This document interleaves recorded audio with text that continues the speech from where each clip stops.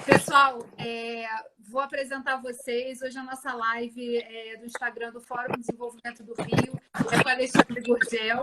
O Alexandre que é professor, consultor, especialista em gestão pública. Aí vou ler aqui um pouquinho do currículo dele.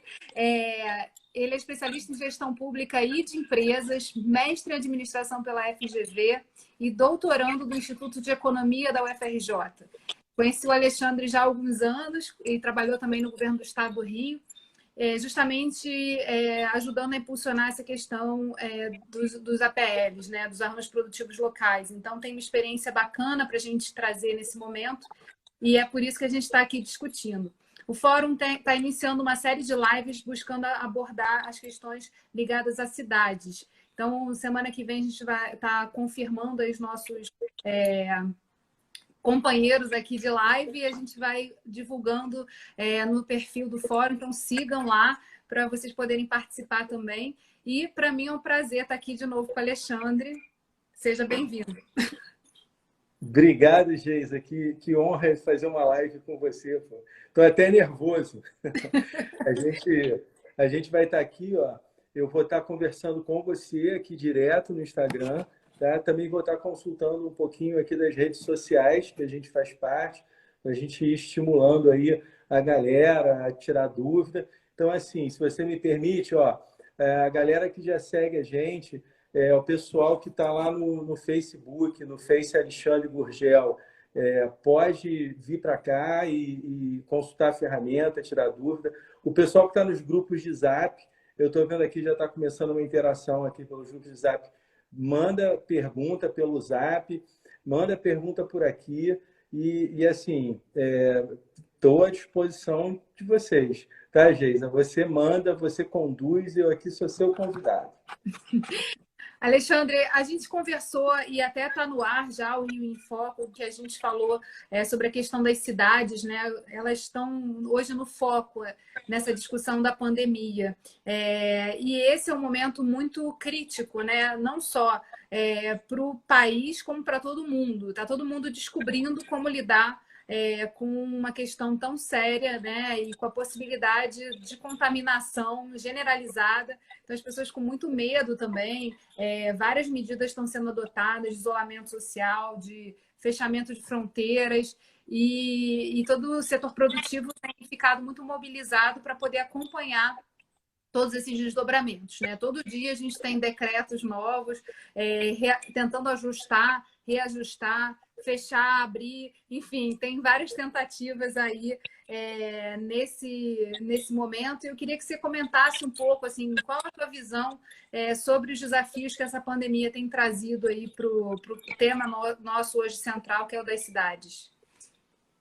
Bom, Geisa, primeiro eu queria começar com uma parte um pouco mais séria, que é compartilhar com você, com o Fórum, toda a nossa solidariedade, né, o nosso acolhimento às pessoas que vivenciaram momentos difíceis, ainda vão ter momentos difíceis. A gente sabe que pessoas perderam entes queridos, então que todas as pessoas se sintam acolhidas, que a gente possa externar nosso respeito, nosso carinho. É um momento de dor, né? É um momento de dor para o mundo, e assim, nada vai recuperar a perda de uma vida, e eu tenho certeza que só o tempo e solidariedade, uma postura humana, uma postura cristã, vai permitir que a gente reaja a tudo isso, né, que nós estamos enfrentando. A primeira parte, eu acho, da nossa conversa, para chegar nas cidades, a gente tem que, tanto você quanto eu te acompanho, você, quanto que você é estudiosa, o quanto que você respeita a ciência. Então, durante esse processo ainda sanitário, esse processo de saúde, esse processo de prevenção da contaminação, a gente não pode deixar de ouvir, né, a ciência, de respeitar a ciência, o posicionamento que o mundo vem tomando para proteger as pessoas. Tá? A nossa conversa é de economia, a nossa conversa é de retomada do comércio, do serviço, da indústria, a nossa conversa é de como que a gente vai poder ter trabalho e renda mais na frente, como é que trabalha e gera receita e renda nesse momento atual, e o quanto que políticas públicas municipais vão permitir que a gente faça um melhor enfrentamento desse caos, né? Eu acho que você foi muito feliz, Geisa, quando você deu o título, né? As políticas municipais enquanto uma ferramenta para o enfrentamento do caos do pós-coronavírus. Eu acho que elas começam agora e elas se estendem ao final dos governos, né? Afinal, esse é um ano de eleição e ela se estende para os próximos governos. Eu acho que a gente ainda vai levar um bom tempo para resgatar os patamares de produtividade, para sair da recessão, para recuperar os números, né, da economia, o câmbio, certo? A balança comercial e etc. Então, deixar esse registro de acolhimento e dizer que a nossa conversa ela se dá com base em políticas municipais. Como que a gente avança? Eu acredito nisso. A gente tem visto, né, com a decisão do STF de dar o poder também aos prefeitos de decidirem sobre os limites das suas cidades, né, e como atuar e assim, se proteger desse vírus, um rebuliço muito grande, né, e o papel da integração, como poderia ser diferente se a gente tivesse essa coordenação acontecendo e a gente pudesse pensar regionalmente.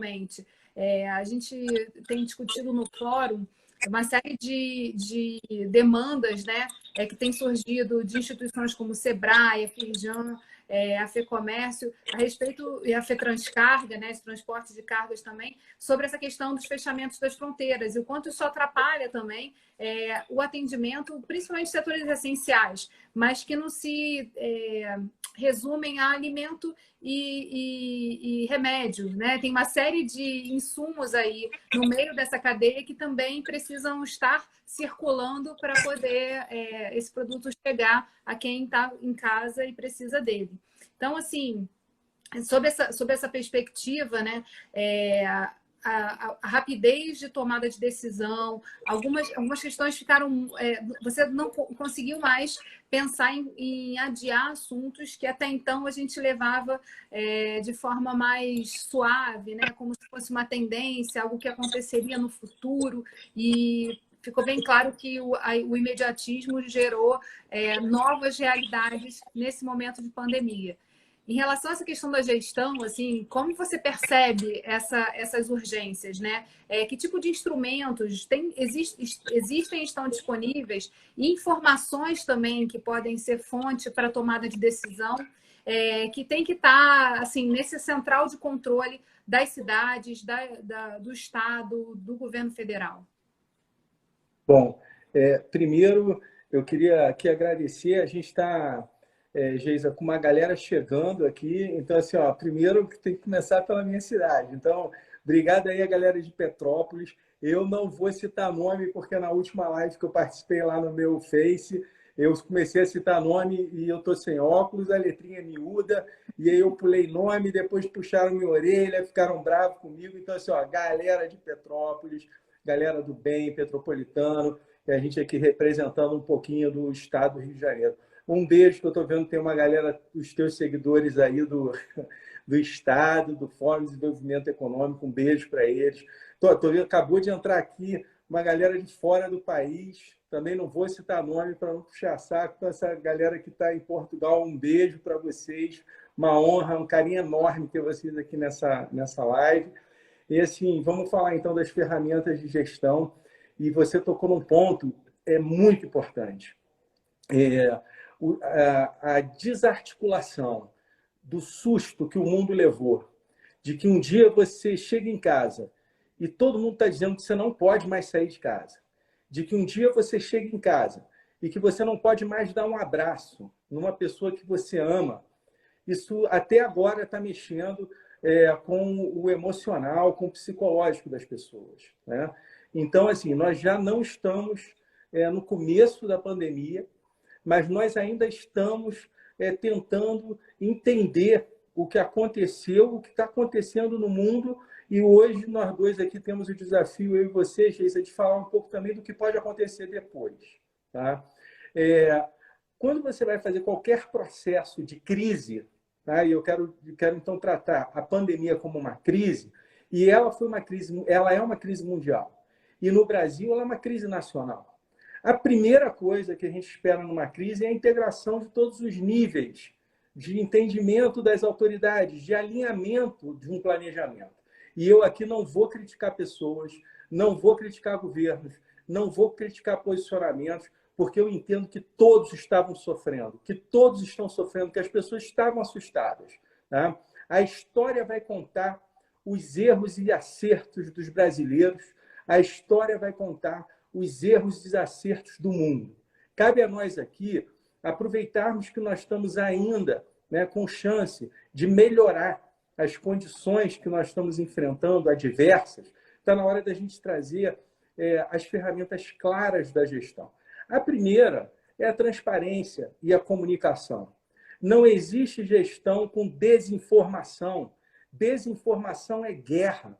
As pessoas que não se dão ao trabalho de pesquisar as fontes, de buscar os dados que têm e colocam isso de qualquer maneira em grupos de telefone, de zap, em redes sociais, em conversas, em videoconferências, estão prestando um desserviço à saúde pública, estão prestando um desserviço à recuperação do trabalho e renda e estão prestando um desserviço à sociedade brasileira e ao mundo. Então, acho que primeiro é a gente resgatar a cidadania. Nós temos que resgatar o nosso papel de cidadão. Enquanto cidadão, a gente tem direitos, mas a gente tem obrigações. E a primeira obrigação numa crise é não aumentar a dimensão da crise. Então, assim, desinformar, promover fake news, usar as ferramentas das redes sociais de uma forma irresponsável, de uma forma ideológica, é trabalhar contra o avanço da solução, que ela passa pela união, pelo respeito ao próximo. Então, esse é o primeiro ponto. A gestão ela traz mecanismos, tá? Onde você integra salas de crise. Então, a gente deveria ter muito mais do que a gente está tendo de salas de crise integradas, né? Em todos os níveis da federação, né? No nível do governo federal, no nível dos estados e no nível dos municípios. Não é fácil para prefeitos e para governadores, assim como não é fácil para presidente da República, tomar decisões na velocidade que o aprendizado dos impactos do coronavírus estão se colocando. Então, a gente tem a ciência buscando a solução e a gente tem os técnicos no enfrentamento, no desafio. E aí aqui eu coloco a primeira questão para a gente entrar em políticas públicas municipais de apoio à retomada do trabalho e renda. O sistema de saúde não pode entrar em colapso. Se o sistema de saúde entrar em colapso, vamos perder mais vidas. E ninguém aqui está disposto a discutir que perder vida é uma opção. Meu Deus do céu, não é uma opção perder vidas. Então, assim, a reabertura ela precisa ser faseada, ela precisa respeitar e isso é importante dizer que é política pública municipal. Cada município sabe o tamanho da conta que vai pagar no seu sistema de saúde. Cada prefeito, junto com as suas equipes e junto com a sociedade, eu acho que isso é que está faltando na maioria das cidades. A gente está falando aqui do estado do Rio de Janeiro, mas a gente tem que falar do Brasil inteiro. O que está faltando é essa articulação, que é uma ferramenta da gestão, no nível de integrar com muita transparência as ações públicas no nível municipal, junto à sociedade, aos empresários, aos empreendedores, as pessoas que estão desesperadas, perdendo seus negócios, e a sociedade que está ficando desempregada e que está em casa. Então, assim, primeira ferramenta de gestão, transparência e comunicação. Tá? Aonde? Dentro de uma sala de crise. Respeitando o quê? Os limites, os indicadores da sua cidade. Tá? Então, esses são os primeiros desenhos do que eu entendo ser extremamente importante como gestão de crise. Tá? Estamos falando do coronavírus, mas a gente tem que falar de gestão de crise como um todo, já que a gente está falando de ferramenta. Você falou de uma questão muito importante, que é essa integração. Quer dizer, não é só uma gestão, apesar do calo, né, apertar no papel do gestor municipal, é preciso essa integração com o nível estadual e federal. Quer dizer, muitas ações demandam que o recurso chegue de uma outra instância, que as coisas aconteçam a partir dessa integração. Na sua opinião, essa questão da gestão de crise, né? A gente não estava preparado, acho que o mundo não estava preparado para esse acontecimento, mas o que você queria que você destacasse é a questão do papel do cidadão nisso, né? E da importância também de, na comunicação, você trabalhar claramente o que está sendo feito, né? Para que o cidadão não ache que ele tem que decidir sobre uma coisa que impacta na vida de tantas outras pessoas. Então, assim, como assegurar, né, e como dar segurança à população de que as decisões estão sendo tomadas levando em consideração todos esses aspectos, né? E a gente sair um pouco dessa guerra, se é economia, se é saúde, porque, na verdade, tudo está integrado. Né? Se a gente não tem saúde, não tem economia para funcionar depois. Bom, então, assim, primeiro, cada vez que a gente está trocando aqui, eu não posso deixar de registrar que está chegando uma galera aqui, já tinha uma galera muito bacana, e aí está chegando mais uma galera. Para quem está chegando agora, boa noite. Nós estamos batendo papo aqui das políticas públicas no nível municipal, no estado do Rio de Janeiro e no Brasil. Como que a gente pode, através de políticas públicas, fazer o enfrentamento do caos estabelecido e principalmente na recuperação da economia, na recuperação do trabalho e da renda nos próximos meses e anos. Não vai ser fácil, a recessão está colocada, né? A gente tem desafios enormes pela frente. Então, um beijo, um abraço para todo mundo. Eu estou vendo assim, os meninos estão botando coraçãozinho para a Geisa, os coraçãozinhos aqui não são para mim. E as meninas estão colocando coraçãozinho para mim. Fica combinado assim, tá, Geisa? Toda vez que tem coraçãozinho, a gente já dividiu aqui. Está dividido. Agora explodiu aqui um monte de coraçãozinho. Então, assim, você puxou um fio da meada que a gente aqui acha super importante, que é a responsabilidade do cidadão, o comportamento cidadão. Né? Primeiro, vamos ao conceito de cidadania. Né? A cidadania ela tem uma origem no estabelecimento do convívio em sociedade. Né? Então, essa palavra, a sua formação etimológica, ela traz o conceito de como conviver em sociedade, em cidades. Tá?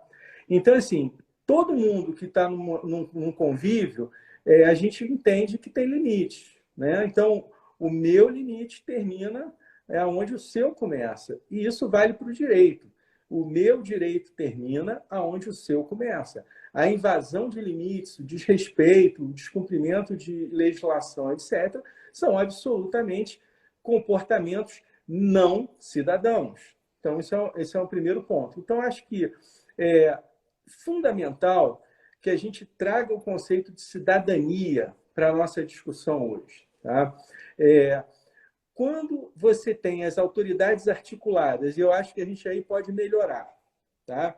Eu acho que os municípios precisam melhorar a articulação nas suas cidades. Né? A gente tem percebido que a população, né, ela está com um grau de desinformação incrível.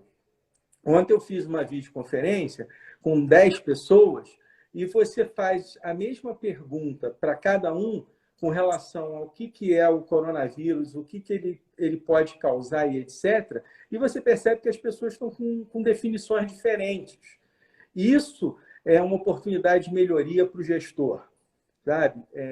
E quanto mais legítima é a gestão, quanto mais comprometido é o gestor, e quanto mais transparente, mais próximo, né, ao seu desafio, que é gerir uma cidade, mais credibilidade ele vai ter na sua comunicação. Então, acho que é uma grande oportunidade dos prefeitos melhorarem a comunicação e informar a população com um embasamento técnico, científico, exatamente o tamanho do nosso problema. Informado, como você também colocou muito bem, o encadeamento de responsabilidade jurídica, ele veio bater na porta dos prefeitos. Então, os prefeitos estão tomando decisões, eles foram empoderados. Uma vez que eu conversei com a população, em cada cidade, e a gente deixou muito claro quais são as regras, né? O descumprimento dessas regras, como você disse, impactam na vida de outras pessoas. Então, assim, eu vivo com várias pessoas na minha família que são um grupo de risco. Então, tem total responsabilidade.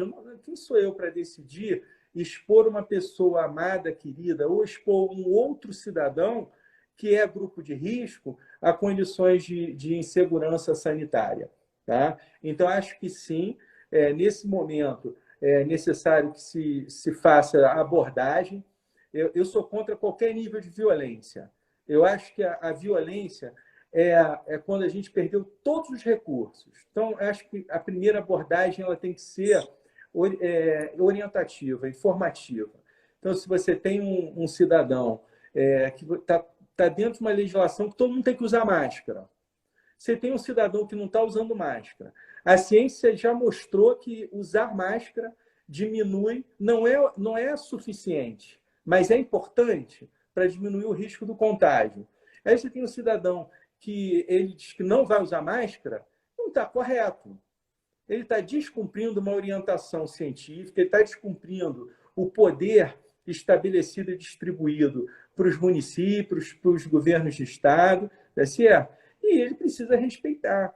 Então, esse tipo de limite é que a gente tem que tratar.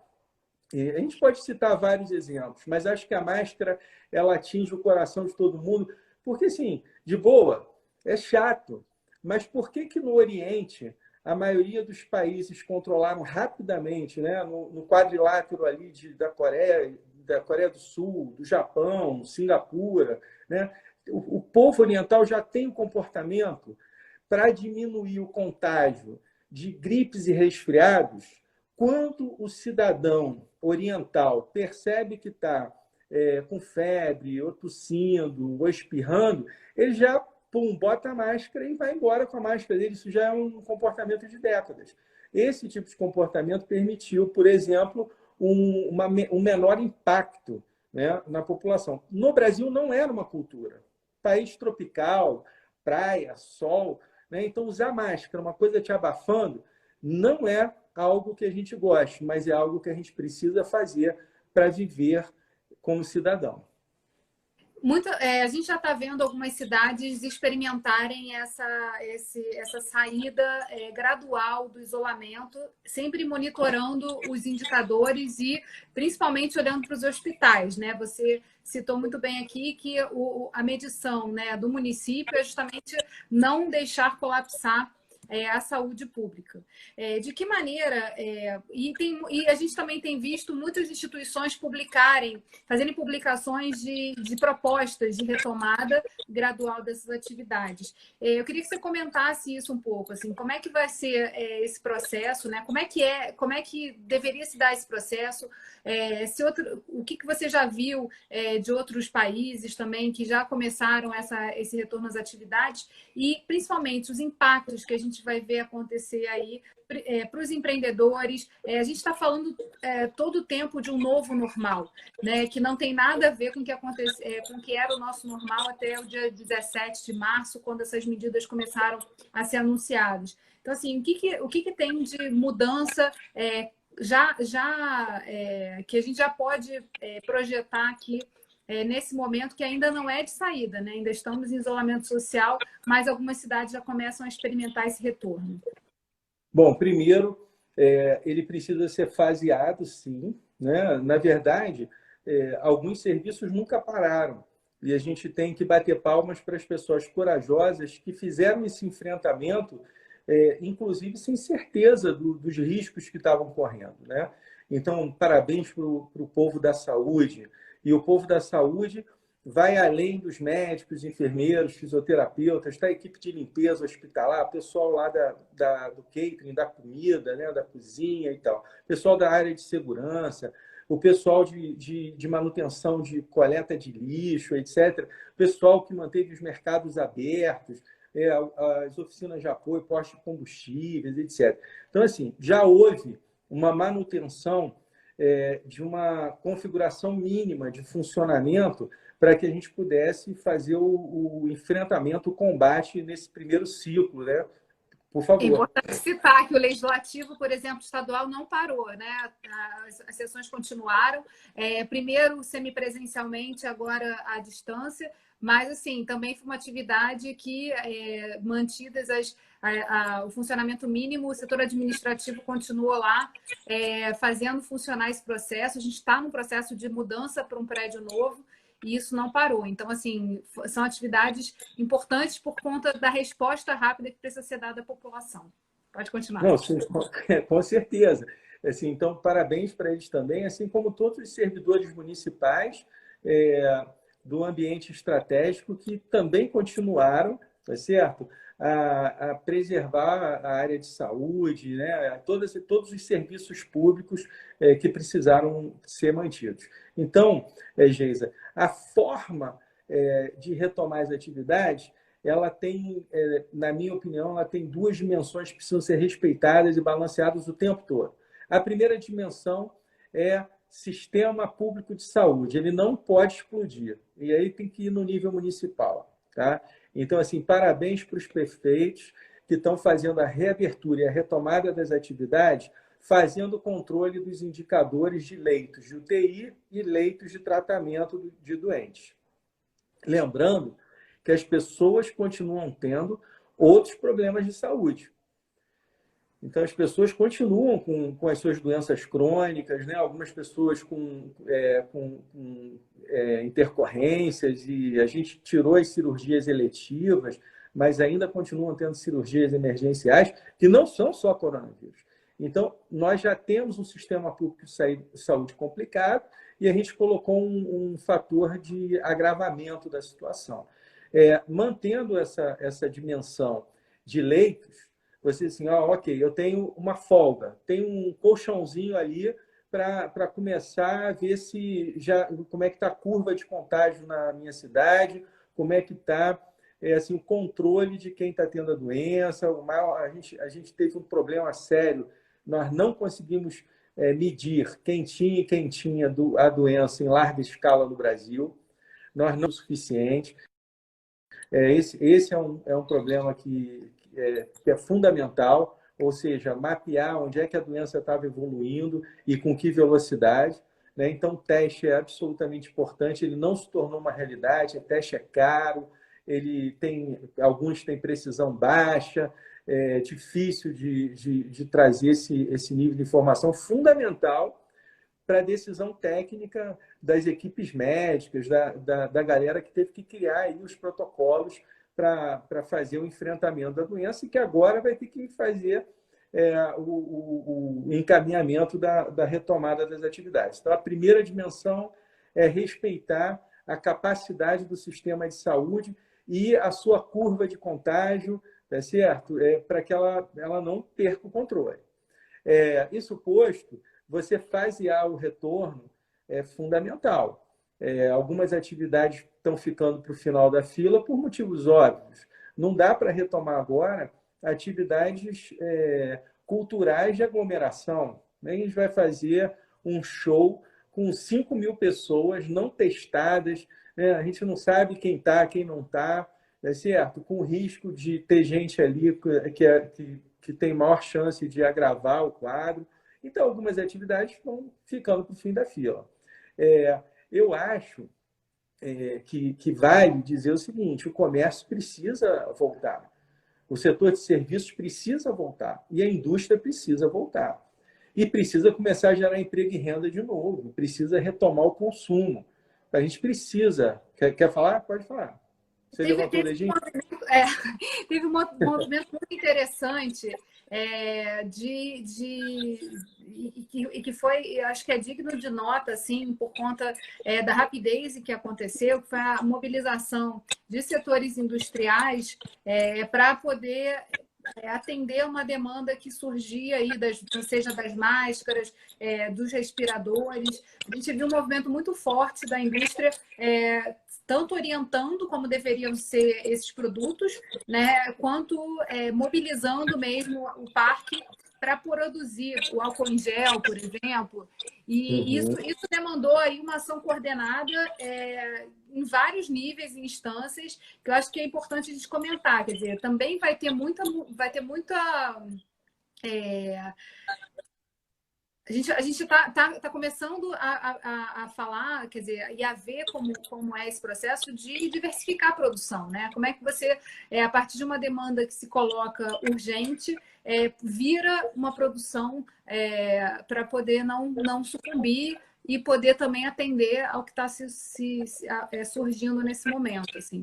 Eu acho que é importante a gente comentar isso, porque foi algo que no Rio de Janeiro aconteceu com muita força e em determinados núcleos, né, em determinados arranjos produtivos locais muito definidos, né? Na própria região serrana, a gente viu o pessoal da indústria têxtil trabalhando as máscaras, enfim, e outros setores se mobilizando em relação a isso.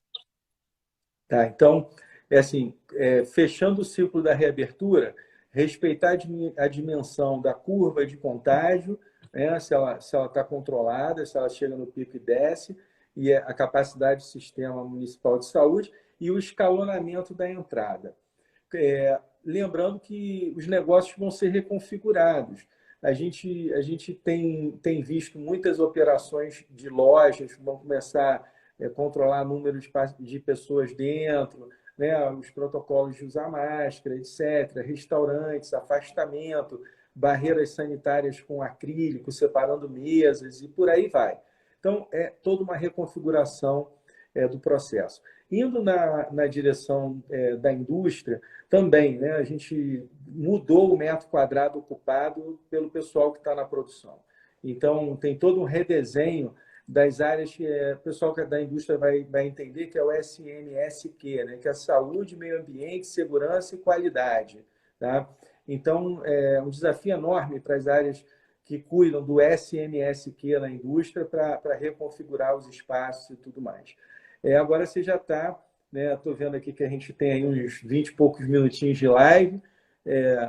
Também cumprimentar a galera aí que está chegando, a galera que pôde ficar e sair um pouquinho também. Um beijo, tchau. Tem um monte de cumprimentos aqui.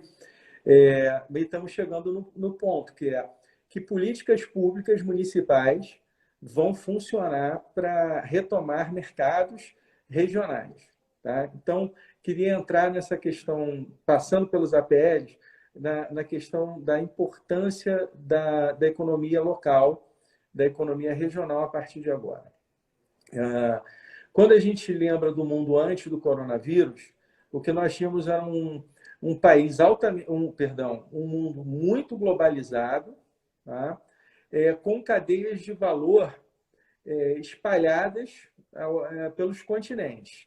Então, eu não queria saber, eu sou uma fábrica de tênis, mas a sola de borracha mais barata que eu consigo comprar fica a 3.000 quilômetros, eu vou encomendar essa sola de borracha do meu tênis lá. E como é que fica quando o mundo trava e as porteiras se fecham e eu não recebo mais a sola do tênis? Tá certo? Eu vou ter que começar a pensar como que eu faço para garantir produção mínima mais regional e mais local. Talvez o tênis não seja o exemplo crítico, mas eu falei para você no nosso bate-papo da TV, né? Na semana agora, foi ontem ao ar, não é isso? Foi muito legal o programa, te agradecer pela oportunidade, da questão dos medicamentos. Nós ficamos 2 meses sem receber contêineres de insumos para antibióticos na indústria farmacêutica. Então, as cadeias de valor, elas não que o mundo globalizado vai acabar e não que a cadeia de valor global vai acabar, mas ela passa a sofrer um impacto de uma necessidade estratégica dos países, dos estados, das regiões, e o que a gente tem que discutir hoje dos municípios, tá? De manterem um mínimo de ciclo econômico, né, dentro das suas cidades. E aí entra, talvez, uma política pública municipal absolutamente importante, né?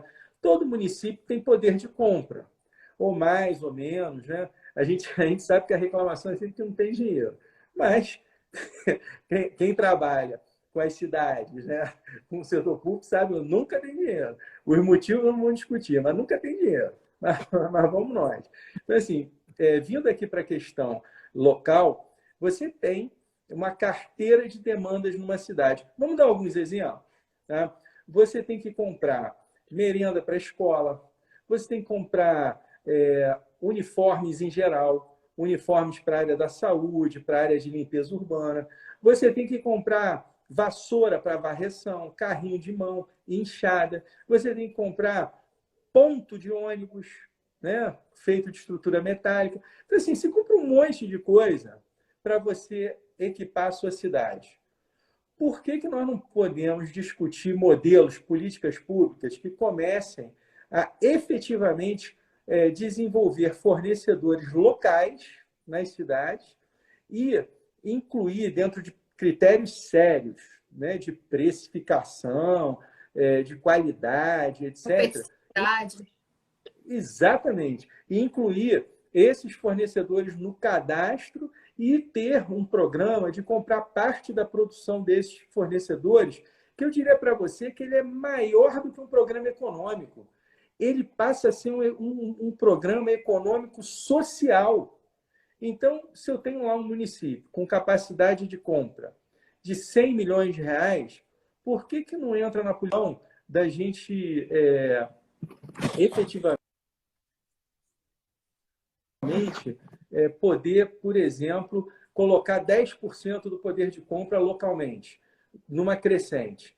Então, assim, uma das minhas defesas mais veementes na retomada econômica daqui para frente é que os prefeitos olhem para o cadastro local de fornecedores com mais intensidade, que trabalhem fundos em parceria com o Estado e com a Federação, fundos de retomada da economia, onde você possa dar microcrédito, possa dar crédito, não para qualquer um, para aqueles empreendedores que participarem de programas de capacitação, de qualificação, e através de microcrédito, crédito, a gente sabe que tem um alto grau de inadimplência.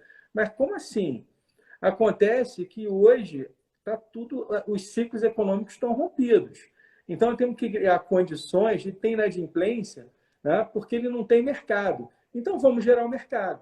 Então, entra com microcrédito e crédito, entra com capacitação de empreendedorismo, capacitação técnica, capacitação profissional, entro com apoio através das secretarias de apoio ao estabelecimento, né, a desburocratização do processo, secretarias fazendárias, de finanças, econômicas, desburocratizando, juntando tudo isso e comprando uma parte.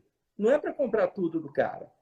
Ele tem que ser competitivo, tem que ter preço, qualidade e prazo, e aí eu compro uma parte. A outra parte, ele vai vender lá no município para outras empresas, para o cliente do varejo, vai vender para os municípios vizinhos. E por que, eu vou usar aqui uma expressão comum, que é o spin-off, né? Por que essa empresa não vai ter um spin-off para desenvolver outros produtos, uma inovação e atingir outros mercados? Então, essas produções estimuladas em cadastros locais, com compra pública, garantindo um pedaço de mercado, que é o maior problema, a falta de mercado é o maior problema, a gente consegue, então, dar uma gasolina ali, dar um combustível para retomar uma atividade mínima econômica. Lembrando que quando você tem um empreendedor, quando você tem um empresário, gerador de emprego e renda, ele está gerando dignidade. As pessoas, né, emergencialmente, né, precisam da cesta básica, né, da ajuda lá, pouca, mas necessária, né, uma renda mínima, etc.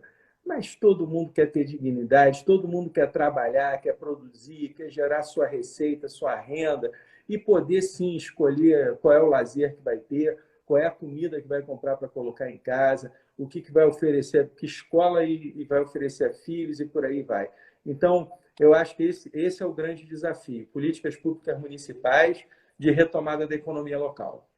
Você falou de um ponto importante, né, que é a questão do papel do Estado e de utilização das compras públicas para fomentar esses pequenos negócios, né, formar novos fornecedores dentro de perspectivas de crescimento, né, de competitividade. E aí eu te pergunto, como é que fica, na sua opinião, a questão da sustentabilidade? Há um debate já posto, né? E é muito interessante porque a diminuição do fluxo de movimentação das pessoas gerou algumas consequências que as pessoas começaram a chamar de os fatores positivos, né? Quer dizer, você via o mar mais limpo, as pessoas mostrando os animais retomando os espaços, e outros textos já começam a botar isso no seu devido lugar. Né? Tá tendo menos movimentação, tá tendo menos movimento aí enfim, dos resíduos, e por isso está mais limpo, mas não quer dizer que as coisas não vão voltar a uma normalidade. E aí há um perigo também de, nessa retomada, esse crescimento ser feito a qualquer custo, né? Ignorando algumas ações e alguns avanços que já ocorreram em relação à sustentabilidade. Qual a sua visão a respeito disso? Há esse perigo, assim, da gente dar andar um pouco de marcha ré em cima de conquistas que foram sendo e avanços que a gente foi conseguindo ao longo do tempo em relação à sustentabilidade, principalmente da responsabilidade das empresas, da economia circular e outros processos que a gente vinha vendo um olhar muito mais animador e muito mais mobilizado para esse setor? Bom, o risco está colocado, né? Se a gente, nós vamos escolher o mundo daqui para frente, tá certo? Eu acho que tem uma revisão das nossas crenças e valores. Isso não tem nada de clichê, isso é fato. Acho que está todo mundo fazendo uma grande revisão de vida, né? Em todas as dimensões. Tá? Então, nós vamos avaliar que mundo nós vamos ter. A ciência, né? A academia, ela veio evoluindo no que se chamava de hélice tripla, depois virou hélice quádrupla, e mais recente tem um artigo, se eu não me engano, da Universidade Católica, da hélice quíntupla. O que é isso? A quinta par da hélice é a sustentabilidade, né? Durante muito tempo, a gente trabalhou no conceito de APLs com a hélice tripla, que era o governo, as instituições e a universidade. Tá? E aí se percebeu que a gente estava fazendo uma gestão top-down dos recursos, né? E das políticas, principalmente no nível municipal. Aí a gente incluiu a sociedade. Né? Então ficou patente que não podia ser triplo, tinha que ser quádruplo, essa hélice para movimentar, né, essa história toda.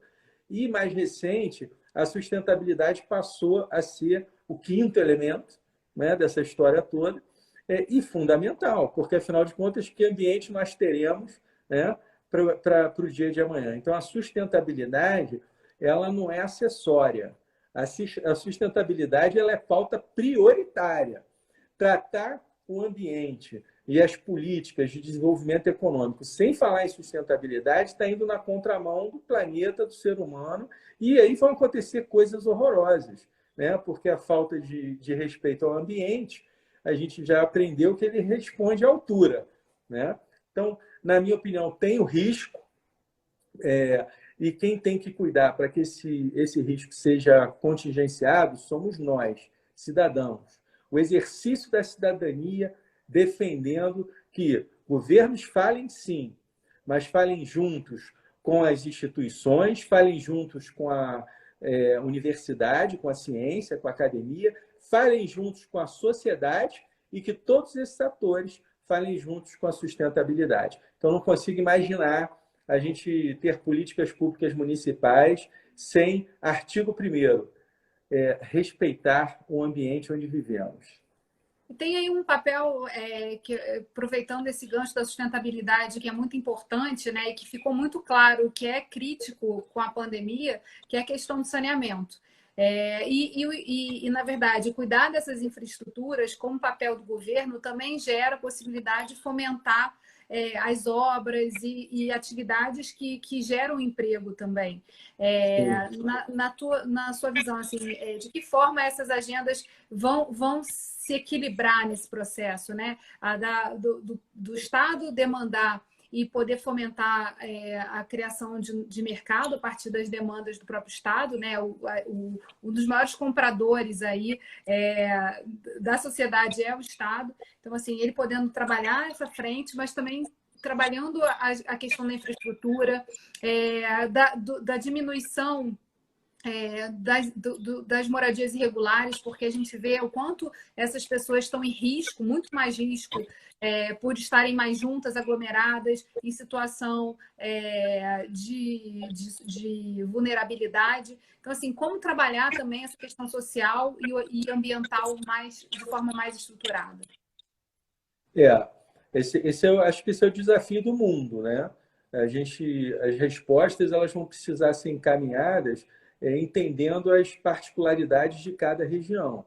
Eu posso dizer, por exemplo, eu vivo numa cidade, né? Minha família está aqui e eu estou aqui já há mais de 40 anos que eu frequento Petrópolis. Nasci no Rio de Janeiro, na capital, mas eu venho para Petrópolis há muitas décadas. Criei meu filho aqui, vivo com a minha família aqui. E é uma cidade que ela é uma cidade com problemas sérios de, por exemplo, habitacionais, que são construções irregulares nas encostas, né? Não adianta discutir quem deixou acontecer. A realidade é que aconteceu e está colocado, né? E Petrópolis tem um fenômeno que enfrenta chuvas violentas, né, no período do verão, e essas chuvas elas provocam alagamentos na cidade, mas elas também provocam deslizamentos. Então, a necessidade, né, de controlar, de contingenciar tudo isso, alinhado à recuperação da atividade econômica, da superação do sistema de saúde, né, de permitir que as pessoas realizem seus sonhos, que tenham esperança, tá? É uma fórmula não tem milagre. Trabalhar 25 horas por dia, 8 dias por semana, de forma transparente, trazendo para o jogo todos esses atores e planejando você e eu como que a gente gasta em cima das prioridades. Essa semana a gente brincou, né? A gente estava num grupo de videoconferência e estava todo mundo discutindo a alocação de recursos. Vai caber bem esse exemplo aqui para a gente, tomando conta aqui do tempo. Nossa, 5 minutos. Então, assim, esse exemplo vai caber bem, é um exemplo muito simples e bem legal, né? Por acaso, tinham 3 executivos, tá certo? E tinha uma executiva mulher, então éramos 4 na videoconferência, e a gente estava discutindo a alocação de recursos, etc. e tal. De repente, a executiva virou-se no grupo de discussão e falou o seguinte: vamos parar nós 4 aqui, essa conversa, e vamos chamar minha mãe, que ela vai saber como gastar o dinheiro, porque aqui em casa não falta nada. Então, assim, você dá R$1.000, então, vou brincar, tá? Isso é brincadeira, pessoal, não é crença, não é ideologia. Você dá R$1.000 para o marido, ele gasta em um dia. Vai arrumar um monte de coisa que não precisa comprar. Você dá para a dona de casa R$1.000, o filho vai para a escola, sabe?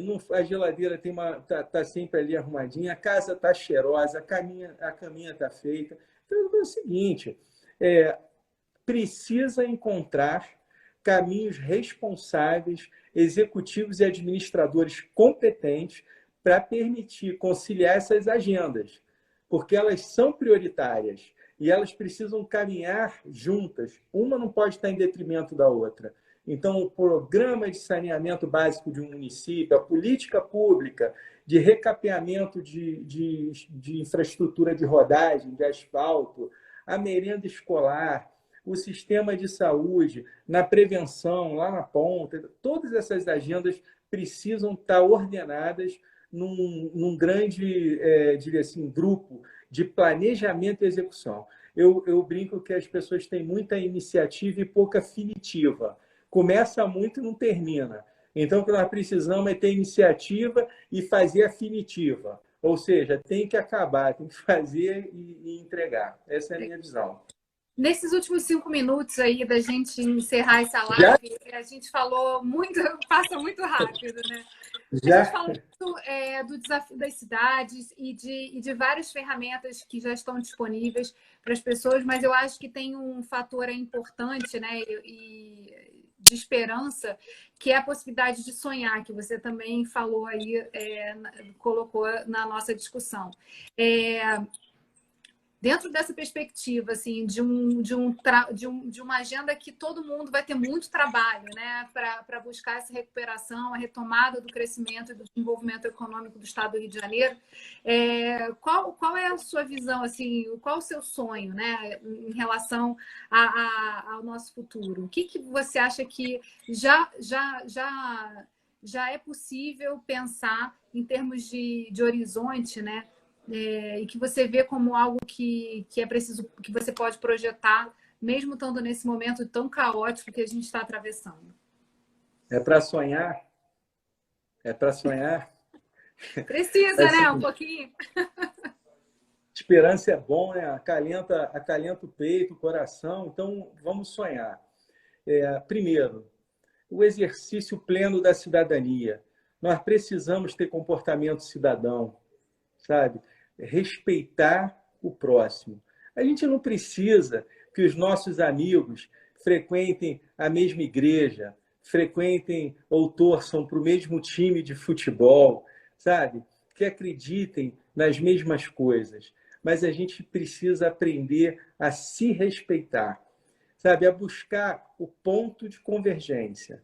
Porque é na união, é no esforço, ao invés de gastar energia no cabo de guerra, é no esforço de todo mundo do mesmo lado do cabo, puxando o desafio enorme que vai ser a transformação da sociedade pós-coronavírus. Então, o meu sonho é que a gente consiga, a minha esperança é repensar como que vivemos juntos, como que podemos ser mais solidários, como que podemos estender mais a mão, como que podemos ser mais bacanas, respeitando as pessoas, não desconstruindo imagens, buscando, sabe, a verdade, não distribuindo desinformação, mas sim buscando o exercício do debate democrático verdadeiro.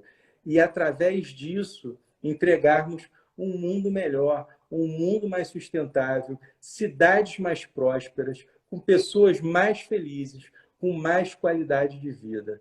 Eu brinco que se cada cidade tivesse, ao invés de um prefeito, tivesse um número de cidadãos, todos como prefeitos, sem pichar, sem quebrar, sem desrespeitar o próximo, buscando a promoção, eu tenho um pouquinho mais, vou ajudar ali, eu tenho um pouquinho menos, posso contar com fulano, nós viveríamos num mundo melhor. Mas você me disse que era para sonhar, que era para ter esperança, então acredito na união, acredito no ser humano. Eu acho que a gente tem podido ver muita coisa boa também acontecendo, uma corrente do bem ativa, e muitas pessoas vendo a importância de tomar, assim, de puxar para si a responsabilidade que tem em qualquer um dos ambientes em que atua. Então, assim, eu também guardo a oportunidade de compartilhar essa necessidade da gente continuar atento ao que precisa ser feito, pensando aí que a gente vai ter um futuro sim, que vai ser diferente, mas que a gente pode fazer ele ser melhor, né? Não só voltar ao normal, mas conseguindo aí alcançar coisas que pareciam mais distantes antes dessa pandemia. Muito obrigada por você ter participado. E... Sou teu muito fã, obrigada. sabe? Hã? Quero te mandar um beijo. O Carlos Eduardo Porto mandou um beijo para você. Falou assim: você vai fazer live com a Geisa Rocha? Diz que eu sou fã dela também. Então, o Cadu mandou um beijão para você. Se eu não falasse isso aqui, ele dizer que não era mais meu amigo. Imagina, amo de paixão. Muito beijo para ele. Caduzinho Tá, mandou um beijo, é verdade. Estou aqui ao vivo. Cadu agora vai guardar essa live para o resto da vida. muito bom ter tantos participantes aí, poder dialogar com vocês assim, curtam também a página do fórum, a gente vai continuar fazendo lives. Eu acho que esse é um instrumento interessante de dialogar e de colocar assim, também várias mentes produtivas e dispostas a fazer um novo mundo, né? As coisas acontecerem de maneira diferente. Então, assim, obrigada de novo por você ter aceitado o convite e o desafio de ficar aqui 1 hora conversando. Mas foi sensacional. Acabou? 10 Acabou. minutos assim, para rapidinho. Eu Geisa, sou teu fã. Acho que tem que acabar rapidinho para não ser acabado aqui, porque o Instagram acaba com a gente. Não, vamos nós aqui. Olha, eu acompanhei aqui tanta gente bacana. Tenho certeza que alguns são amigos seus, são seguidores do fórum, né? Então, estou tendo a oportunidade de conhecer aqui um monte de gente, deixar um beijão aí, um abraço para todo mundo. Através da discussão coerente, do debate democrático, sabe, de buscar o entendimento da ciência, que a gente vai conseguir avançar e ocupar os espaços que a gente merece, né, no planeta e nas cidades. Então, Geisa, um beijo. Sou teu funcionário. Você diz onde é que eu tenho que estar, eu me apresento lá, tá bom? Ó, junto. Beijão. Obrigada. Tchau, tchau.